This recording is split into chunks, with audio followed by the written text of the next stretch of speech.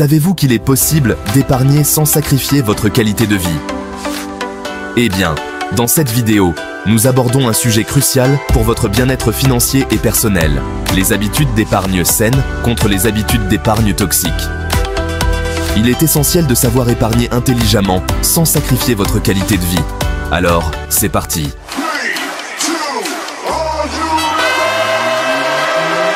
Nous allons d'abord discuter des habitudes d'épargne saines. Ce sont celles qui vous aident à sécuriser votre avenir tout en maintenant une vie épanouissante. La première habitude saine est de fixer des objectifs financiers réalistes. Une habitude d'épargne saine commence par définir des objectifs financiers clairs et réalisables.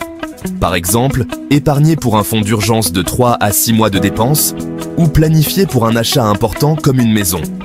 Cela vous donne une direction et un but précis.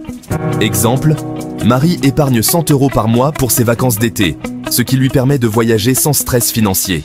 La deuxième habitude est d'établir un budget équilibré. Un bon budget équilibre les besoins actuels avec les objectifs futurs. Il doit inclure des dépenses pour les nécessités, des épargnes et des loisirs. Cela garantit que vous ne sacrifiez pas votre bonheur quotidien pour votre épargne. Exemple, Jacques alloue 10% de son revenu pour des sorties, ce qui lui permet de profiter de la vie tout en épargnant. La troisième habitude qu'il faut adopter est d'automatiser l'épargne. En automatisant vos épargnes, vous vous assurez de ne jamais oublier de mettre de l'argent de côté. C'est une façon simple de vous discipliner sans effort. Par exemple, Sophie a un virement automatique mensuel de 150 € vers son compte épargne dès qu'elle reçoit son salaire. Quatrième habitude d'épargne saine, investir dans son éducation financière.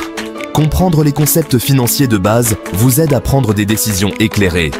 Prenez le temps de lire des livres, suivre des cours ou consulter des experts. Par exemple, Lucas suit un cours en ligne sur l'investissement pour mieux gérer ses économies. Maintenant, passons aux habitudes d'épargne toxiques. Ces pratiques peuvent vous sembler bénéfiques à court terme, mais elles peuvent nuire à votre bien-être général. Première habitude, toxique. Épargner au détriment de la santé. Une habitude toxique est de réduire les dépenses de santé pour économiser de l'argent. Cela inclut ignorer les consultations médicales ou choisir des aliments moins chers mais moins nutritifs. Par exemple, pour économiser, Paul évite les visites chez le dentiste, ce qui entraîne plus tard des problèmes dentaires coûteux. Une autre habitude toxique est de sacrifier les loisirs et le bien-être. Certaines personnes annulent toute forme de loisirs ou d'activité sociale pour économiser, ce qui peut mener à l'isolement et au stress.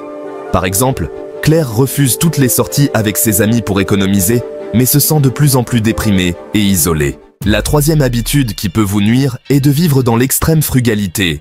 Épargner jusqu'à vivre dans des conditions inconfortables peut nuire à votre bien-être mental et physique.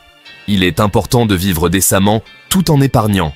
Par exemple, Marc coupe le chauffage en hiver pour économiser, mais tombe malade à cause du froid. Éviter d'investir par peur de perdre de l'argent, voilà une autre habitude qu'il faut éviter.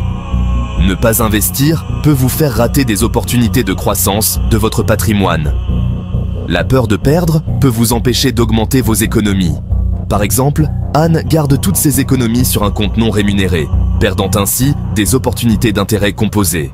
Il est crucial d'adopter des habitudes d'épargne qui non seulement sécurisent à votre avenir, mais aussi soutiennent votre qualité de vie actuelle.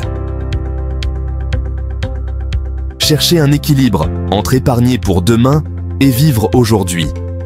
Partagez vos propres astuces d'épargne saine dans les commentaires ci-dessous. Si vous avez aimé cette vidéo, pensez à l'aimer, à vous abonner et à la partager avec vos amis.